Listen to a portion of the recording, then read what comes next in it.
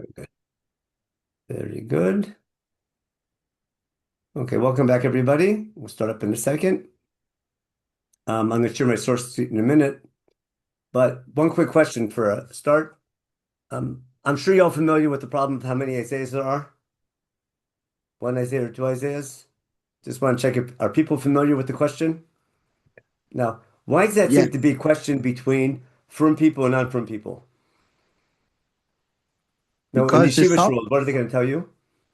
it says everything is transcribed, and so you can't argue about its veracity. I don't know veracity, but whatever they told you about how it's written, if you don't believe in all of that, you're not because. Yeah. Okay. Now, and where did the rabbis say that Isaiah wrote Isaiah? That's in Baba Basra. Yeah, it doesn't say that in Baba Batra. No. In Baba Batra, it didn't say Yeshayahu wrote Yeshayahu. It said Chizkiel v'siato wrote Yeshayahu. No, it's Chizkiel and his Beit Din, or basically it was a committee that put Sefer Yeshayahu together, which means it doesn't say Yeshayahu wrote Yeshayahu. Yeshayahu, this individual prakim that Yeshayahu wrote or Yeshayahu, but the redaction of the book is done later by a group that took his books and put it together. Now, if you hold there's more than one Isaiah, you're not saying there's one Isaiah, but another question could be, why did a later group of people, Anshe Knesset Agdola or some Beit Din, why did they decide to add to our Sefer Isaiah another work? Understand the difference? It's not an argument over being from and not being from. It's a question of being simplistic or looking more into depth into what's happening. A Navi's job is not to predict the future. And doesn't say anywhere that everything in the book that we call Yeshayahu was written by Yeshayahu. The same thing. The rabbis say that there's one opinion that every parak in Tehillim is written by David HaMelech, even though even Tehillim doesn't say that, and even Baba Batra doesn't say that. It says there were 10 different authors of Tehillim. And some of the parakim for sure later. The concept of Tehillim began with King David, but the composition and putting it all together is work that's done later on by Anshe Knesset Agdola. Who puts the final editing? Who's the final redactor? That's one topic. The question, who wrote the actual parakim, is another question. But if it's included in Tanakh, it means the author, of whoever the author might be, was a bona fide prophet, meaning someone who either inspired by God or told by God to give a certain message. Now, but as a rule of thumb, the job of prophets is not to predict the future, what's going to happen, but rather to shape the future. And we use that to explain a lot of things in Yeshayahu. Now, if you've been following the little explanations come out every week, I think they brought the three classic opinions about the second part of Yeshayahu. Either it was written by Yeshayahu 200 years beforehand, knowing that that's going to happen. Or it's talking about the time period of Menachem. That's what Yoel Ben Nun and Rabbi Dan, I think, try to claim. And then there's the classic, called maybe the modern Orthodox or academic opinion, or the firm academic opinion that Rav Zak pretty much follows, I think. That it's a later Navi. I'll try to explain why it makes more, why, in my opinion, it makes a lot of sense. Why it's later Navi and how frum and Zionistic that is. But again, the goal is share today. Now we'll start in a minute. Now we can start.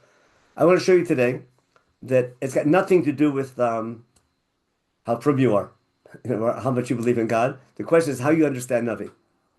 Now, I want to talk about the Second Temple time period. Something happened again. We have an internet problem. If my internet goes down, let me know because it's been going off and on all day. So right now I'm connected to my phone, but it might go back and forth in the middle. Okay, so let's get to work. I'm going to share a source sheet and I'll try to explain the time period and what's going on. Let's begin with, no, that's not good. Here we go. Share and source sheet. Okay, let's get started.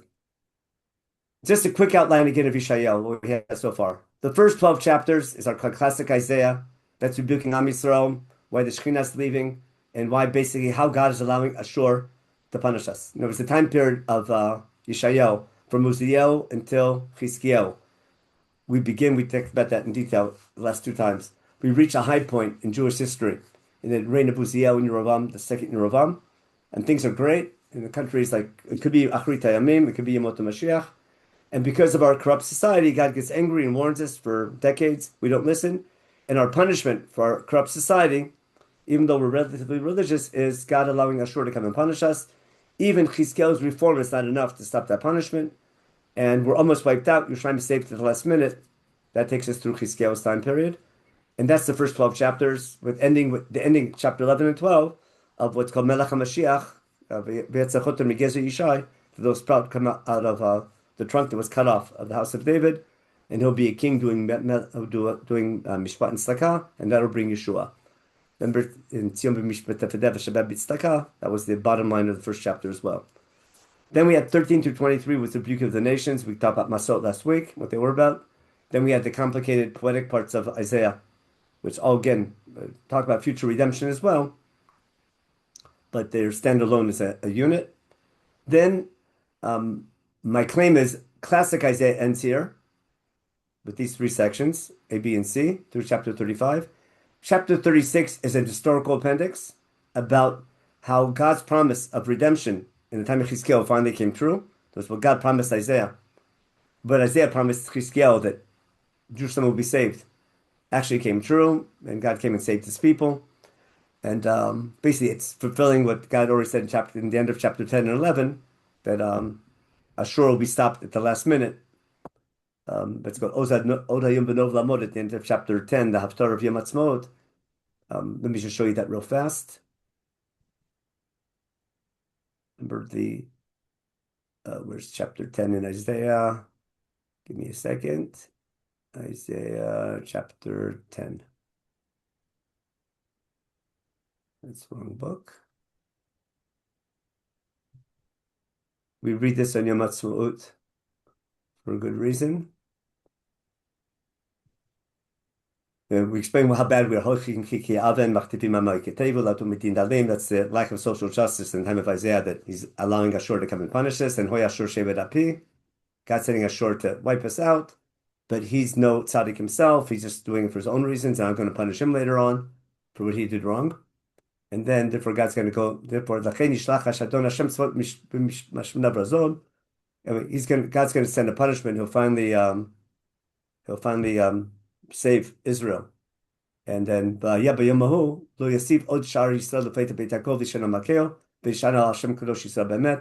we're going to put our trust in God, and Shar Yeshua will come back, and therefore, God says, Kol Hashem, don't worry, the people sitting in Tzion in Yerushalayim, don't worry about Ashur. He's going to smite you, but not wipe you out. Okay, he'll smite you, but in a short time, it's going to be over. And basically, God's going to punish him, and then he's going to talk about Ashur's advance on Israel. This is moving from Maleh Ephraim towards Yerushalayim, going through Nachla Binyamin. By Ayat, Migron, all these are Yeshuvim nowadays. Migron, Michmas, these are all in Binyamin, between Shiloh and Yerushalayim. The Michmas, Mabra and Geva, and the Ramah, which is like their Ramallah, Givat Shaul, which is Givat Zev nowadays. They're all running away because Ashur is coming. Bat Galim, Aniyat, and Anatot. Anatot's like near French Hill today, near Har Tzofim.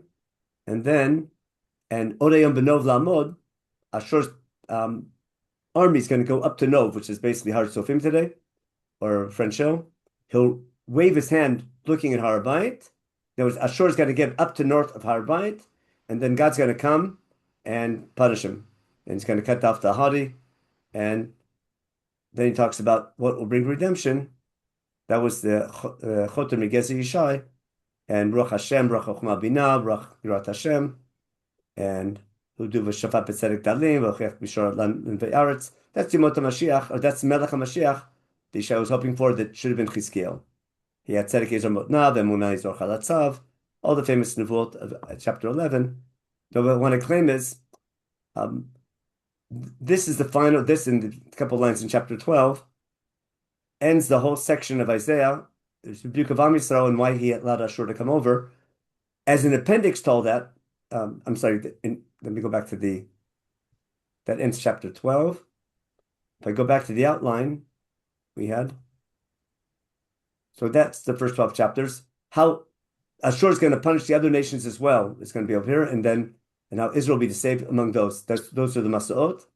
then the other prophecies, which same idea in a more prophetic, a more poetic way. Then I prove what Yeshayahu predicted in chapters 11 and 12. That's going to be in the historical appendix, chapters 36 through 9, when Ashur is finally defeated. When Shakeh comes to the wall and gives a speech, and Yeshayahu comes and Yechizkel goes to Yeshayahu and he davens, and God saves the city. Now, from chapter 40 is a whole new unit where Yeshayahu himself is not mentioned. We don't mention the Navi Yeshayahu from chapter 40 on. The style is very similar, a little different, but also a lot of similarities and style, a lot of differences. But when you read it, just open-minded, it appears to be talking about returning from Babylonian exile, because it says so almost explicitly. The question is going to be, why is this section, or at least most of the section, dealing with events that happened some 200 years later? I'll explain the time period. I'm going to I'll go through the timeline in a minute, but let me just review the problem. Okay. According to Talmud Bavli, this is a mistake. I have to fix that. Isaiah didn't write his own book. There it says Chizkiel v'Siyato wrote his book. But the assumption everyone makes is Yeshayahu wrote Yeshayahu because it's all together. But the question is going to be, why did Chazal later on add chapters 40 through 66 to our book of Isaiah? So it's just like they added an historical appendix to show that his book came true. Yeshayahu also has visions of future redemption, which hopefully will come true in the beginning in Beit Sheni. We'll talk about that soon, what this is doing here. Now, and then we talked about the, now in chapter 40 through 66, we'll have mentions of people who are living 200 years after Isaiah, especially King Cyrus of Persia. We'll talk about Babylon exiles. We'll see stories about returning to Yerushalayim and rebuilding the city, etc. We'll get to that soon. Now, and we'll talk about what the job of the Navi is. Now, just a quick timeline. About 1000 BC is the time of King David and Shlomo, about 3,000 years ago. The split kingdom. It's next 150 some years. Then the time period of Isaiah is when the kingdoms united again with Yerovam and Uziel, Yerovam ben Yoash and Uziel, and then the fall of the northern kingdom that coincides with that, with the rise of Ashur. That's from 750. That's the time period of Ashur. And after Ashur is defeated, we have the last 100 years of Beit Rishon, with the reign of Menachem going into exile and returning from exile, and then the reform of Yeshayahu we talked about and on their timeline, and then Yoachim and Yoakim and Tzidkiel, and the end of Beit Rishon. Then we're in exile for some 50 years. It should be 70 years. We'll talk about that soon. But in the exile, our Jewish life is centered down in Babylonia. And in 538 is the famous Cyrus decree and the ability to come back. And again, in the chapters we're learning this week, Koresh is mentioned by name and how God was behind Koresh's declaration about the Jews to come back to their land. And then we have the time period of Darius and building the second temple. That's where the prophets Haggai and Zechariah come in. We read their prophecies over Hanukkah. Now, if you notice, this is the time period here of Uziel, over here. This is the time period of Yeshayahu, by 750, 700 BC. And Cyrus is going to be 200 years later in the 530s. Got it? So why would a prophet living in time of Isaiah, or living in time of Chizkiel, or Uziel, Yotam Achaz Chizkiel, why would a prophet then talk about events that can happen 200 years later? To make it more complicated, is that if already Yeshayahu knows what's going to happen 200 years later, why is Yirmiyahu trying to get the people to do tshuva, 50 years, 100 years? If it's already known for sure we're going to go into exile and we're not going to do tshuva in the time of Yirmiyahu, why is Yirmiyahu so angry with the people, and why is he trying to get the people to do tshuva if it's not going to happen? It has to do with determinism, but saying it doesn't make much sense for a Navi to talk about events that are going to happen 200 years later, and then later Navim trying to warn the people that something might not happen if they do tshuva, if it's not going to work anyhow. Now, what we're going to try to explain is why there's a later Navi here. Now, here's the key part I want to get across.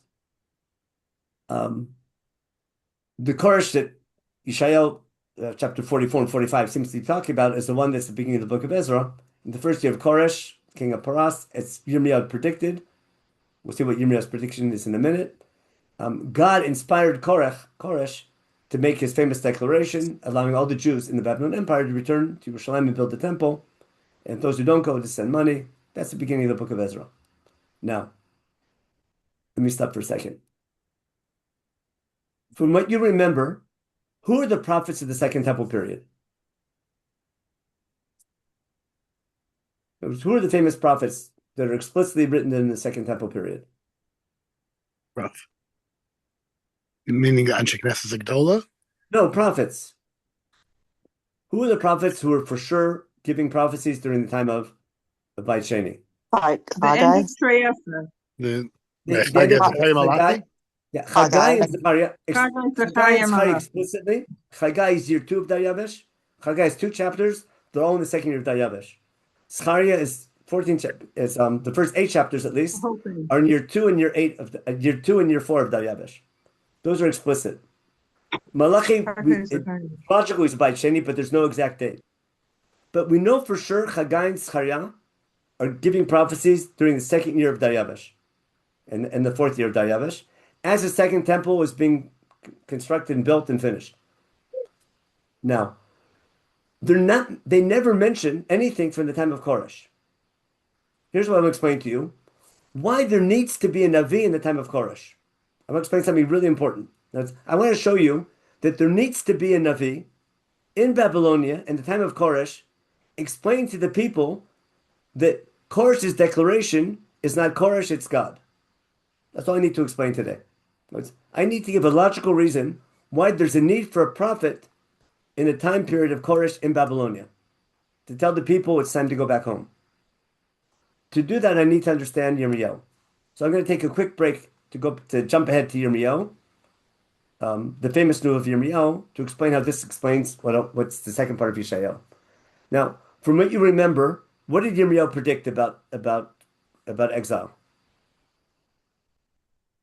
What was Yirmiyahu's famous prediction?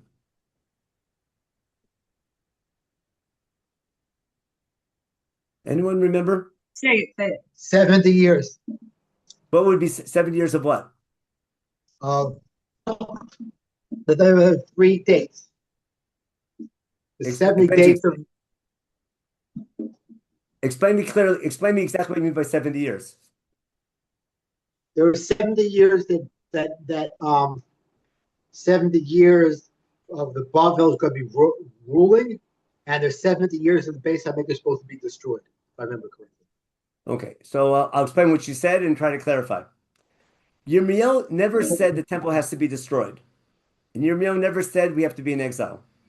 Yirmiyahu made one prediction that was set. In year 4, 18 years before the temple was destroyed, he said for the next 70 years, the Babylonians are in charge. That's in Jeremiah chapter 25. And there's nothing you can do about it. He warned them for some 23 years to do tshuva. After 23 years of warning, from early in the reign of Yeshayahu until the 4th year of Yehoiakim, he warned them over and over again. In chapter 25, Yirmiyahu says, I've warned you enough. Here's your punishment. The next 70 years, the Babylonians are in charge. And you have 2 choices. You can accept Babylonian sovereignty and do your rehab in your own country. You can stay in your land, keep your temple, keep your city and everything. All you need to do is accept the Babylonian rule, and you can stay in your land. If you fight the Babylonians, you're going to lose. If you continue to fight them, they're going to exile you. And if you continue to fight them, they'll destroy the temple. And there's different stages in that process. And the people don't listen to Yirmiyahu, and they fight the Babylonians. First they give in, they give out, they give in, they give in. But finally, all the rebellions are finally put down by the Babylonians until the temple is finally destroyed and they left the Tzidkiyahu. Yirmiyahu tries to warn them, don't do it. They don't listen. But Yirmiyahu didn't predict 7 years of exile or 7 years of destruction. He only predicted 7 years of Babylonian rule. And that's what the opening line of the book of Ezra is talking about. Now, it's true we were in exile for 70 years. That's not a prediction. That's a statement of fact made by Zechariah in the second year of Daryavesh. He says it's been 7 years since the temple was destroyed. But no Navi said the temple will be destroyed for 70 years. Zechariah says that in hindsight when it's 7 years since the temple was destroyed. That's what's important to remember. Now, what did Yirmiyahu say? Listen carefully. After they didn't listen to Yirmiyahu in the first the first time Nebuchadnezzar came, what did he do? Let me share my screen again. In chapter 29, there was the first wave of exile with Yehoiachin, and then Tzidkiyahu was made king. 11 years before the Churban, Yehoiachin or Yechoniah goes into exile with all the important people, the royal family and the big army people and the industrialists. They go to Bavel. Yecheskel, the Navi, goes with them. Yirmiyahu stays in Yerushalayim. But Yirmiyahu writes the letters to the exile in diplomatic mail from Yerushalayim to the elders of the Golah, telling them in Babel, settle down, keep your hopes down, you're not coming back so soon, but stay there and you'll come back, stay there until it's time to come back. Okay, so he sends this letter to to the Babylon exile in diplomatic mail as follows. Kol Mar Hashem Tzvot, Pasuk Dalet. B'chol Golah shegleti b'Yerushalayim Bavela. This is God's message to the exile that went 11 years before the temple was destroyed, with Yechoniah, with Yecheskel, etc. B'nu v'tim v'shevu, settle down, build houses. Don't live out of your suitcase. Don't think you're coming back soon, because the false prophets are telling them you're coming back in a couple years. Don't believe the false prophets. Settle down in exile. We're machmir on this to this day. Okay? Nitu ganot v'ichlud piryan. Settle down, plant orchards that take years for things to grow, eat the fruit. Marry off your children, okay? And have children and grandchildren, okay? Basically, keep the society going, keep community going. Okay? Have children. Build schools, build jobs, etc. Settle down in Babylonia, have more children, etc. Multiply there. Don't stay small. And pray for the welfare of the society you're living in, because if you pray for the peace in your country you're in, you'll have peace. In other words, you're under foreign rule, and accept it. That's it. And if you want to have peace, pray for peace for what's called Shalom Malchut. That's the source we're having in the Sheberach for a foreign government. Okay. Why? Don't let the false prophets mislead you, who are telling you, don't unpack, because you're coming back within a year or two and Bavel's falling. Okay. They're saying things in my name that I never said. I never sent them. That's a topic in your meal. Okay. But don't give up hope altogether. You will come back, but not in 2 years or 3 years. You're coming back in 70 years.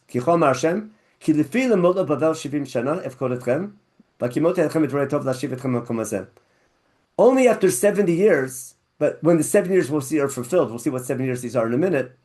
When Bavel's 7 years are over, then I'll remember you, and you'll be able to come back.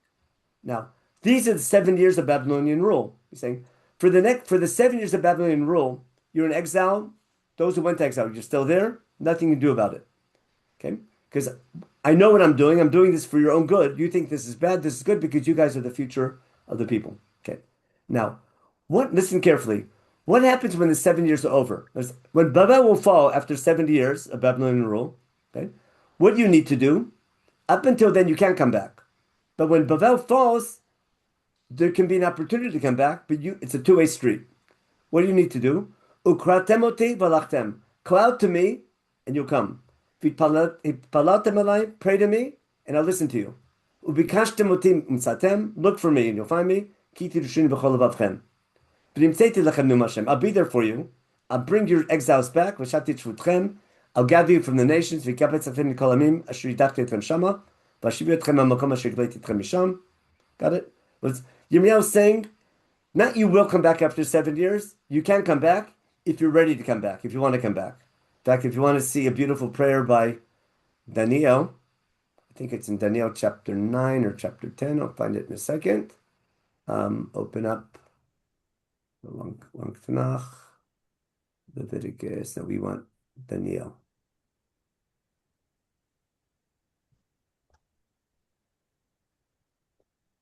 Look how Daniel, who lived a generation later, how he understood this prophecy. I think it's in chapter 9, if not it's in 10. 1 second.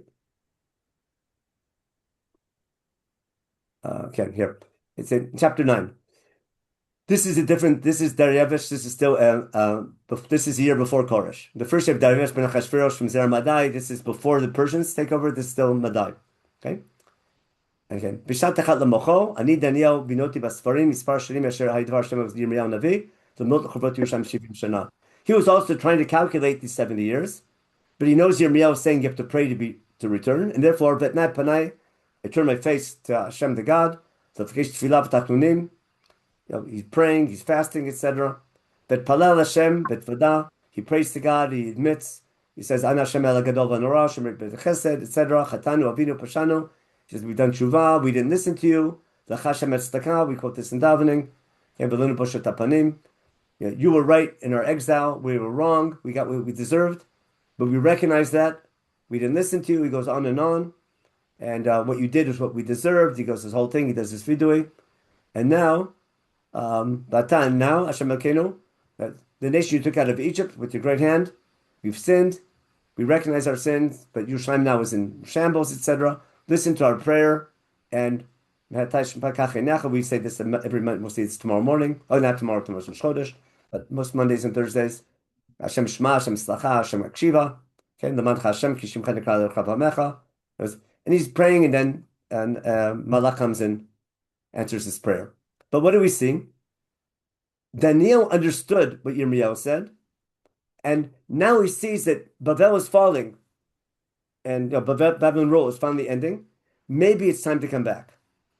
Now, it's not clear exactly when that 7-year clock is counting from. So we count from the 4th year of Yehoiakim when Yirmiyahu gave the prophecy, but it might be 7 years from Galut to Hoyachin. It might be 7 years from the time of the Churban. That was a question. And the question is how God's going to bring you back. Now, if all of a sudden the Jewish people are living in Babylonia, got it? And now there's this big upheaval and the Babylonian Empire finally falls, just as Yirmiyahu predicted. Is it really time to come back? In other words, there's a question now. Now that the Babylonians have fallen, and then the Kazdim then the Badai takes over, and then after that, Koresh takes over. And things are happening, changing quickly. There's all these regime overthrows in the Middle East, especially in Iran, Iraq, etc., in that area. The question is this the hand of God or not? And what's it mean to us? I would give a modern day analogy if it wasn't so the current events. Now, what does that mean? Look at our situation today. How do you interpret these events that are happening? Is this God saying this is the final redemption, or is this who knows what it is? Now, so we ask, we look for inspiration from the earlier Nevi'im, but who should people go to when there are Nevi'im? You should go to a Nevi. I need a Nevi telling the people, right? Remember, this is 50 years after the temple was destroyed. Right?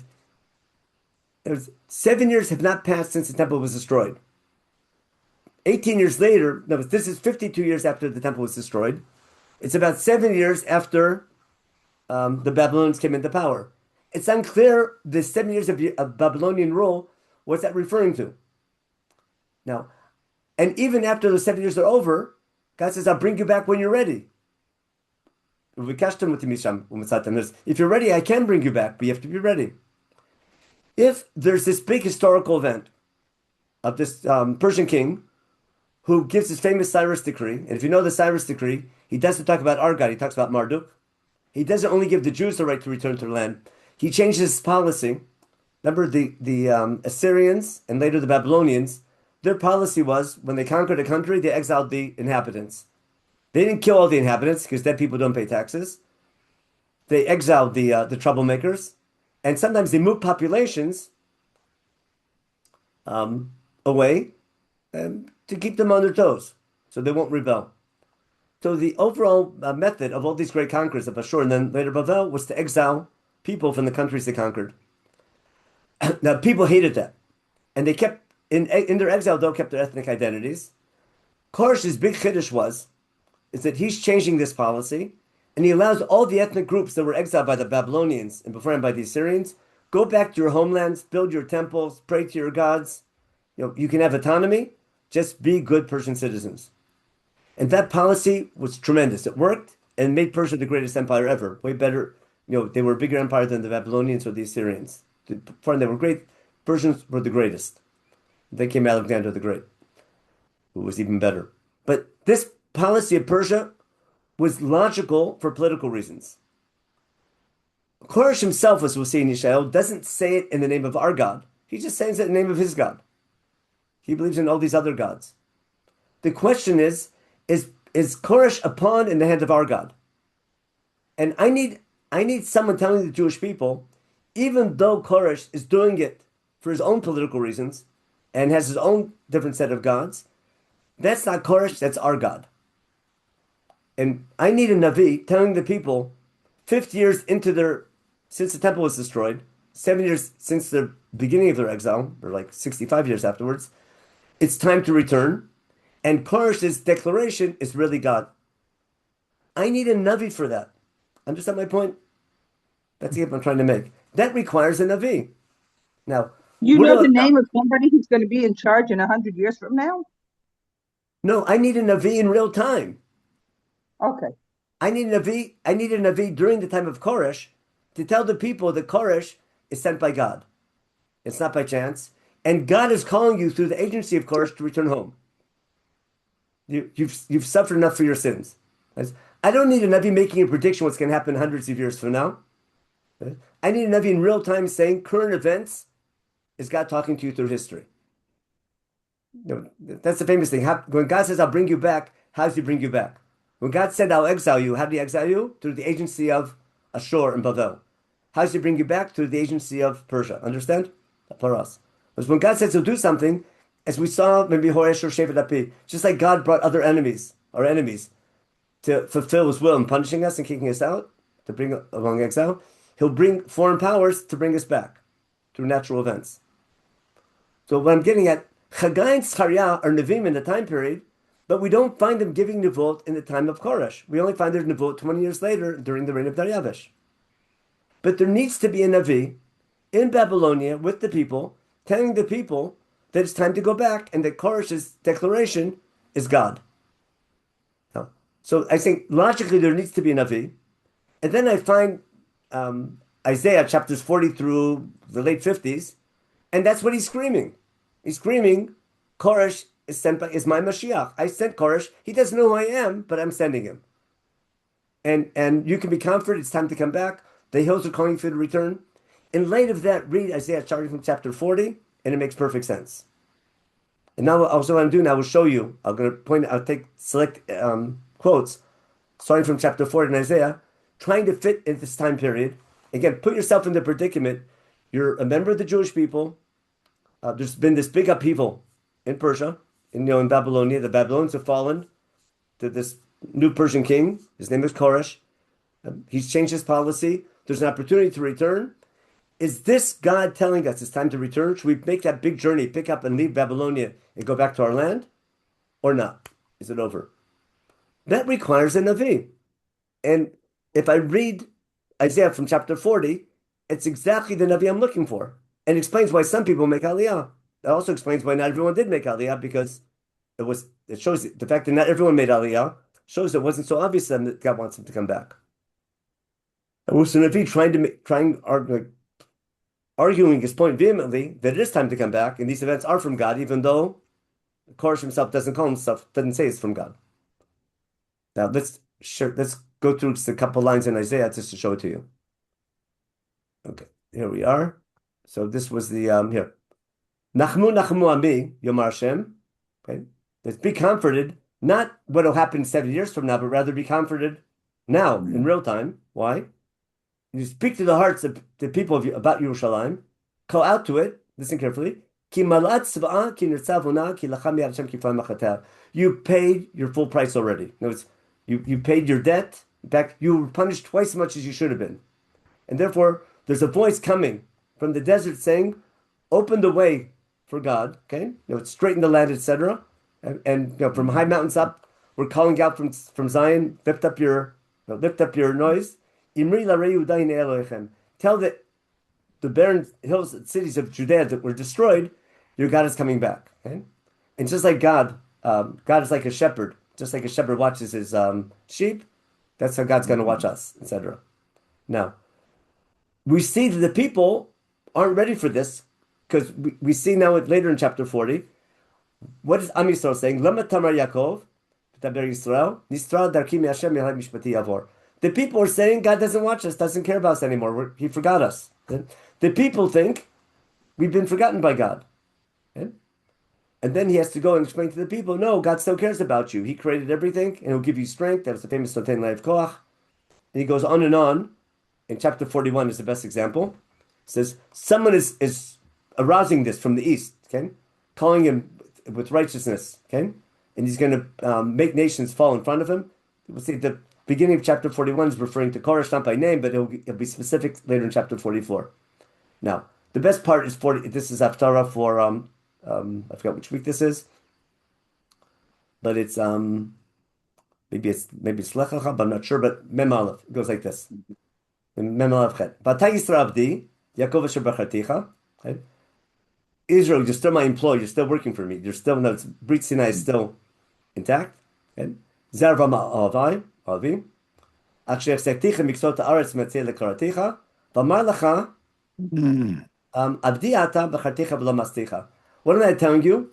I'm the one who chose you. I'm bringing you back from all corners of the earth. I'm calling upon you. And I'm telling you, you're still employed. Okay? You're chosen and you're not unchosen. Remember, Ma'us is when you're unchosen. Shaul told Shmuel about Shaul Kimastiv. He was chosen, then unchosen. The people have every reason to think in exile, God left them. Okay, the false prophets promised them it wouldn't happen, and it did happen. So the people think God abandoned them. Like, remember, Ezekiel has to talk about people thinking they're like dry bones. So God's saying, you're still chosen. I didn't abandon you. And don't be afraid of making this return, because I'm with you. Okay? Okay? Now it's like I'm supporting you, I'm taking care of you, I'm going to help you, I'm going to support you with the right hand of my righteousness. Okay? And therefore God says, Kol Hashem, this is Haftarah for Parsha Bereshit. Okay? I created Yaakov, I'm watching you, etc. Don't be afraid, Israel. Galtich, I'm redeeming you. I'm calling you by name. Okay? You're for me. You're my people. And on this journey, you have to cross mighty rivers. I'll be with you. You'll cross. No, it's rivers. You won't be wiped. No, you'll cross rivers. You go through mountains. You go through fire. And it'll be a long trip home. I'll take care of you. Now, and because they've sinned, God's saying, "I'm willing to forgive you for your sins. I'm willing to start a new place. I might start a new slate. I'm wiping out your old sins. I'm giving you a new start." These are the psukim we quote in this section. We're going to quote in Yom Kippur davening. Okay. Don't be afraid. I'm with you. I'm going back from the east and from the west. Okay? Remember, we're talking about God bring us back from all corners of the earth. And then after for Yom Kippur, Parsha Vayikra. I created this nation. I formed this nation. Their job is to sing my praises. Okay? But you didn't call me out, Yaakov. Okay? You could just complain about me instead. But okay, what's God saying now? I'm coming now to wipe out your sins for my sake, because I'm giving you a new slate. But I'm not going to remember your sins. We quote this in Yom Kippur davening. Okay? Yaakov, remember it's Yaakov. You're still my servant. I created you to serve me. And Israel, don't abandon me. In the famous line, that's a call to the people. Return to me. I'm redeeming you now. I'm wiping out your old sins. I'm giving you a new start. Okay, this all makes perfect sense for Nabi to tell them in Babylon exile as Koresh is coming into power. Then in the end of 44. Now, in between all this, he's dealing with idol worship. Because idol worship was a big thing in Babylonia. God didn't care for them. They're following other gods. And he's telling them, don't believe in these other gods. They're all phony. Okay, now, so he's Ronu Shem Ki Hashem Asa, Hariu Tachtot Aretz, Pitzchorim Rina, okay? Ki Gaal Hashem et Yaakov Yisrael Yitbar. God is redeeming. It's not what will be in the future. It's happening now. God's redeeming his people, okay? Okay? This is the word of God, your redeemer. Okay? I'm God who made everything, okay? Mekim Devar Abdo. I'm going to fulfill what the word of my servant, that's Yirmiyahu. Atzat Melachav Yashlim. Homer Yerushalayim Tushav L'Rei Yudat Tibanena V'Charvatel Kamein. I promise to rebuild Yerushalayim, to rebuild the city of Judea, to fix its destruction. I'm going to fulfill what Yirmiyahu predicted. Now it gets Koresh by name. Homer the Koresh Ro'i L'Chochav Yashlim. I'm calling Koresh my shepherd. He's working for me. He'll do everything I want. He's going to allow Jerusalem to be rebuilt and the temple to be reestablished. And he continues, okay? This is the word of God about concerning his Savior, is Mashiach, his anointed one, Koresh. So it's God saying, I anointed Koresh, I appointed Koresh to redeem you. Okay? I'm holding his right hand. I gave him the right to defeat all the other enemies. Remember, Koresh defeats the whole Middle East, takes over the whole Babylon Empire. Okay? And I opened up gates. This is like right out of the Koresh declaration that the gates of Babylonia opened up to him without a fight. Okay, there was the gates of the cities were opened up to him. Right? He says, "That's not you. That's me. I'm leading you in front of you. So you should know that I'm God calling you by your name." And this is the next one. Why am I allowing you to be successful? L'man abdi Yaakov Yisrael b'chirei. For the sake of my people, my servant Yaakov Yisrael, the nation I've chosen. I'm calling you by name. I got you already, but you have no idea who I am. Remember, Koresh doesn't know who God is. He talks about Marduk. But I'm saying that's me. Am Yisrael has to realize what appears to be Koresh doing it for his own reasons. That's really me. I'm behind that. I need a Navi telling the people that Koresh is, the declaration is the hand of God. Give it like a modern time explanation, analogy. The Balfour Declaration. Some people say this is political thing. Other religious scientists said that was a sign from God. It's time to return. Do you see the hand of God in the Balfour Declaration? Was that just an event out of nowhere? Because there's lots of logical reasons for Balfour to do it. They had to win World War II. They had promised the Middle East to 4 different nations. But is that declaration, is that the hand of God in history, or that's just happening by chance? So I need a Navi to decide what that is. So now I have a Navi telling you Koresh is sent by God. Now later in chapter 48, this puts icing on the cake. Tsumi Bavel, Bichum Bikazdim. Get out of Babylonia. Run away from the land of the Kasdim. Be happy about it. Rejoice about it. Bikorina. Let everyone know about it. Okay. Let it be known to the edges of the land. Imru, say out loud, Gal Shem Avdo Yaakov. God is redeeming his nation Yaakov. Not what will be, it's happening now. He's redeeming his people, Yaakov. Now, what are the people saying? The people are saying, God left me. God forgot me. Okay? Could God forget his loved one, etc.? And even if someone would forget the loved one, I won't forget you. Then all the things from the Chododi, Hitori Kumi Yerushalayim, or Yuri Divshios, Hitnari Miafar, Kumi Shifshi. Oh, if you know your Chododi, Rabbi Shlomo Alkabitz was talking about Yerushalayim here in the Chododi. Remember Mikdash Melech? Just a little tight thing about the Chododi. In the Chododi, notice it never mentions Yerushalayim by name. The word Yerushalayim is never in the Chododi, but almost every from Mikdash Melech onwards, almost all are built on quotes from Yeshayahu, from Isaiah, and in each one, if you look up the original pasuk, Yerushalayim is in the pasuk. Okay, Hitori Tori Kumi Yerushalayim. In the Pizmon, we leave out Yerushalayim. Hitori Tori Kumi Ori Shidaberi, right? Ori Shidaberi. It's a shows we leave out Tzion, don't we? Okay. We take all the psukim that have Yerushalayim in it. Here, Hitnarim Yafar Kumi Shvi Yerushalayim, and we cut out Yerushalayim.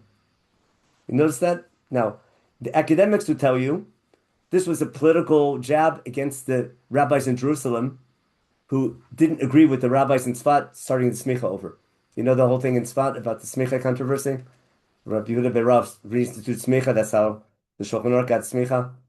They thought this was that they wanted to start the Sanhedrin and start smicha again, because they saw that it was a time of Geulah, now that the Turks took over, and the Ottoman Empire is allowing to choose to return. They saw this as a time of redemption, try to move things, and the rabbis in Yerushalayim put an end to it. They didn't agree with it. And if they didn't agree, it wouldn't work, because they needed all the rabbis to agree in Israel. So some people say that they're leaving out Yerushalayim on purpose to show their anger with the rabbis in Yerushalayim. I totally disagree with that. If you understand learning out Kabbalah, it's called Hester, God's hidden. When I write a poem, and every single line is screaming Yerushalayim, but the word Yerushalayim is missing, that's exactly what the poem wants you to do. It wants you to realize you have to look for Yerushalayim to find it. It's there, but it's hiding. It's called obfuscation. I'm making my point by hiding it. I'm not hiding it for people not to find it. I'm obfuscating it to make finding it more meaningful. So that's classic. That's classic Kabbalah, where I want the reader of this poem to be searching for Yerushalayim, but I have to search for it, because Am Yisrael has to search for Yerushalayim. I have to want to return, and therefore the poem is written in a way that you'll find Yerushalayim if you look for it. If you won't look for it, it's called the media is the message. I mean, that's my own little report on the Chododi. You can share it, but that's my take on it. But you can't miss that the stanzas are built on Isaiah. No, just a couple real quick famous quotes because our time's up. Okay.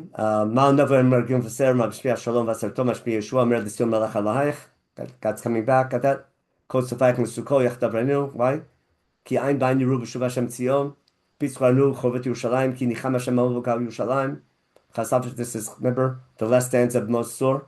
Chasav Zor Kodshecha V'Kretzka Yeshua. That's built on this. Chasav Hashem Zor Kodsho Le'nei Kol Goyim. Ruach Kol Se'aretz Yishuat Eloheinu. Most people don't realize that's the last stanza of Mos Sur. Uveltzim Goel L'Shav Yerushalayim Nu Mashem.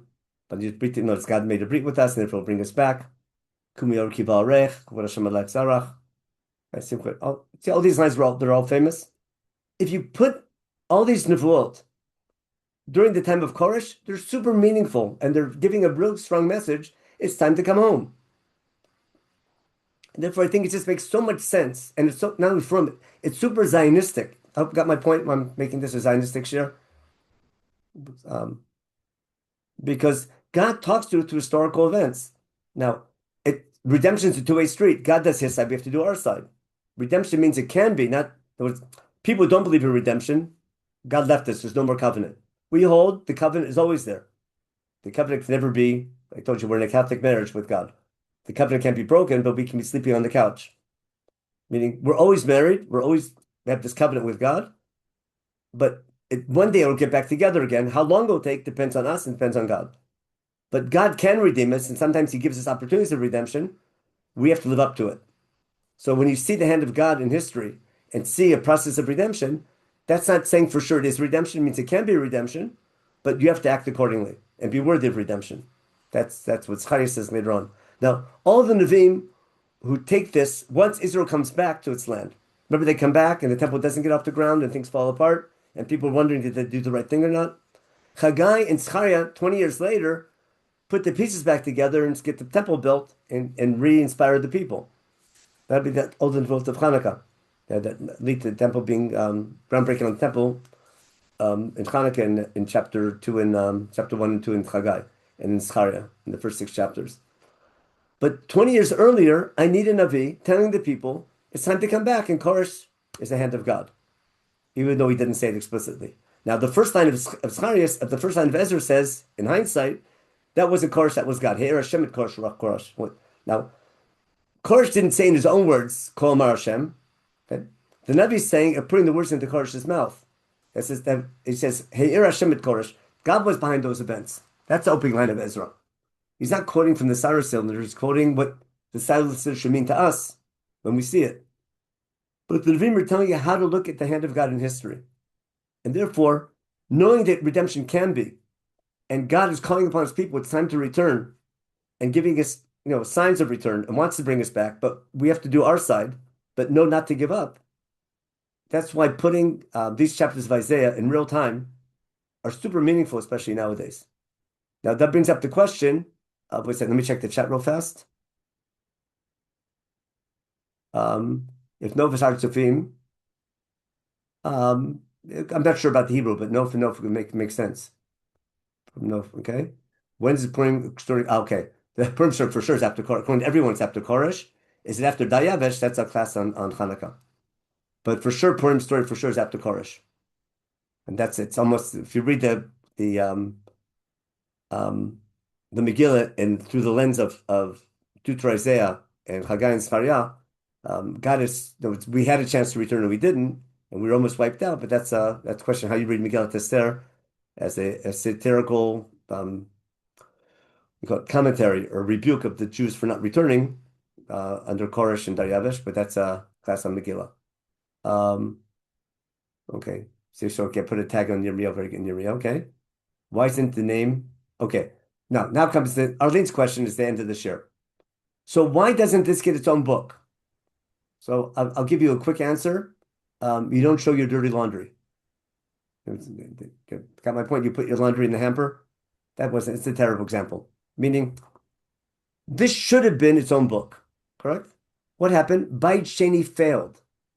God gave us this opportunity, and we missed it. We missed it terribly. So, what's happening in bidding a Beit Sheni? God is fulfilling his promise to Yirmiyahu and the earlier promise to Isaiah. Isaiah talked about a future redemption, and Yirmiyahu supported it. And it should be happening. Now, unfortunately, Beit Sheni didn't happen, didn't work out in the end. It fell apart. but we're hoping after the exile, we're hoping for future redemption.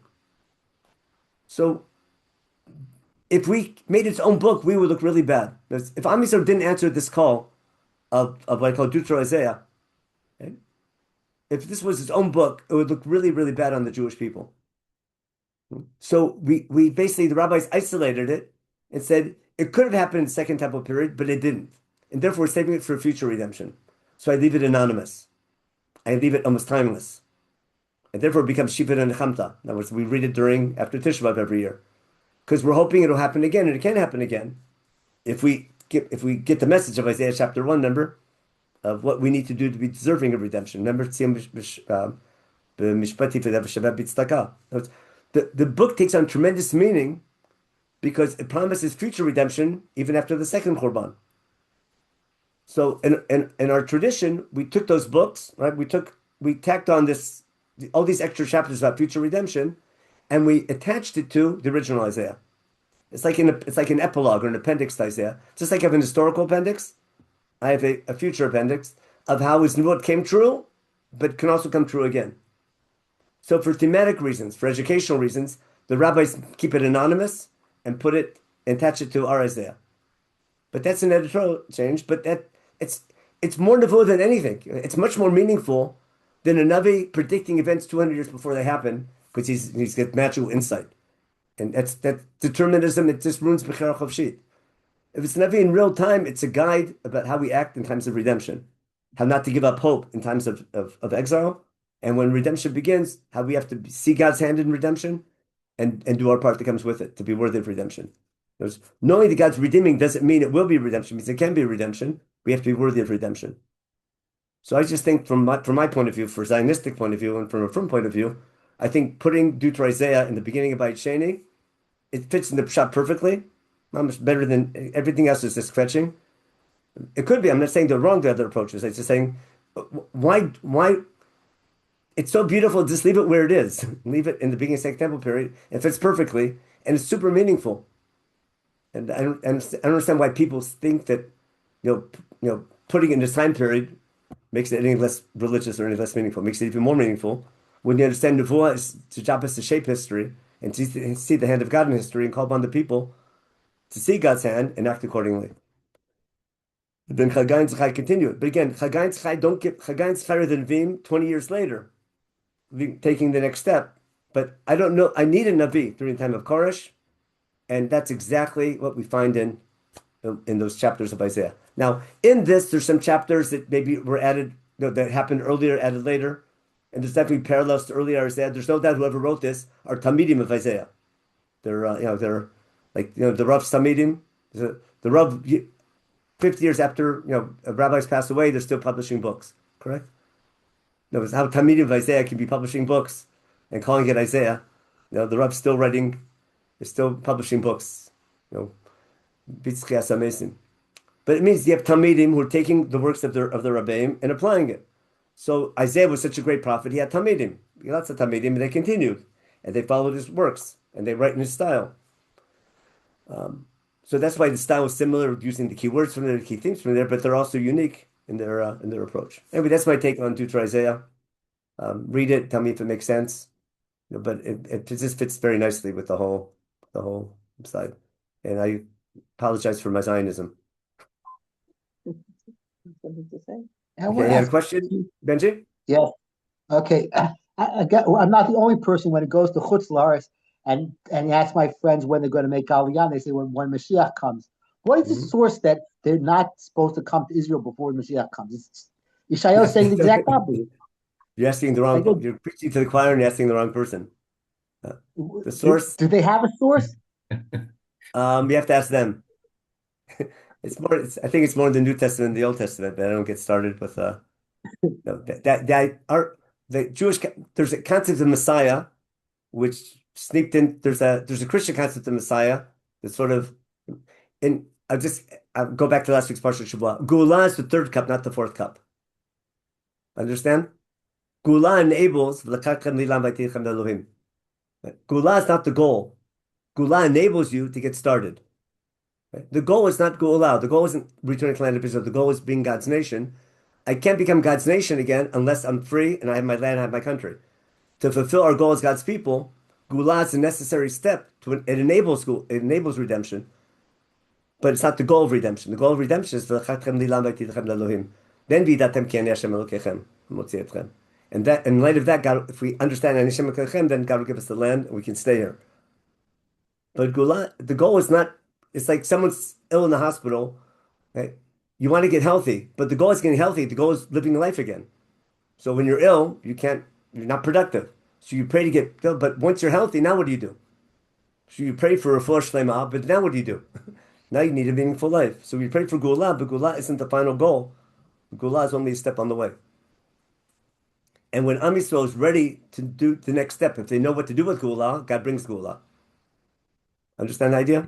Listen, if you want God to bring Gula and you understand davening, that will affect how you behave in the middle of that process. Are you going to cheat and lie and be obnoxious and be violent, or are you going to be kind and nice and honest and understanding? So what brings Gula? That's Zechariah in a nutshell. Perek Zayin Chet. That's all through Zechariah. Of the Gula is a two-way. It's all the Nevi'im scream that. The redemption is a two-way street. I had a question. Yeah, sure. Yeah, Bob, go ahead. Yirmiyahu, he was concerned that the punishment was far greater, right? And he was concerned that the time in Babel would be much longer, is my understanding. No. Yirmiyahu hated what he was saying, but he had to say it. But his main message that was unheard of, because it's an irreversible nevuah, that for the next 7 years the Babylonians are in charge, and God's telling Yirmiyahu, tell the people, put up a white flag to the Babylonians. It's surrender to the Babylonians. But wasn't there a calculation issue? He was worried about the calculation, not Yirmiyahu. Daniel was worried about the calculation. Okay, you're right. Okay. That was Daniel Perek. Okay, that's and that proves my point that even Daniel isn't sure if the 7 years are over. Yeah. Okay. And that's why I need a Navi to answer Zechariah's prayer. I mean, Daniel's prayer. You know what I'm saying? Daniel's praying. Is it really over? Remember, we saw Yirmiyahu saying, "Ubikashtem uti matzatem." You have to search for me. Kiddushin b'chol lebavchem. So the Daniel prays on behalf of the people for Gula, and that's a requirement to be worthy of Gula. And God sends Koresh, and I need a Navi say, "Hey, Koresh was sent by God because he's answering your prayers. He wants you to come back." Okay. Is there a way we can get the source sheets? Yeah, sure. But can I sent it? Yechiel will send it out to the group. But let me see if I can share a file here in the chat. Can I share a file? Oh yeah, I can do that. Take me 1 second. I need source sheets. I need Navi. I need Isaiah 1-2 podcast. There we go. Okay, you can download it from the chat now. Do you guys see it there? It should be there. Yeah. Okay, you can download that there. Okay. Thank you so much. This is great. I did a series on Torah in Motion on about 3-4 years ago called Balfour something like the Balfour Declaration, something about from Koresh to Balfour, something like that. I had this all about 10 weeks of it of raw Zionism. Okay, but it's there's step by step all the prophecies, all the things together on them. Fantastic. Thank you so much. Okay, sure. That's great. Bye-bye. Sure. Okay, have a good week, everybody. Okay, bye-bye. Stop the recording. תודה רבה. Okay, more recording. We do record.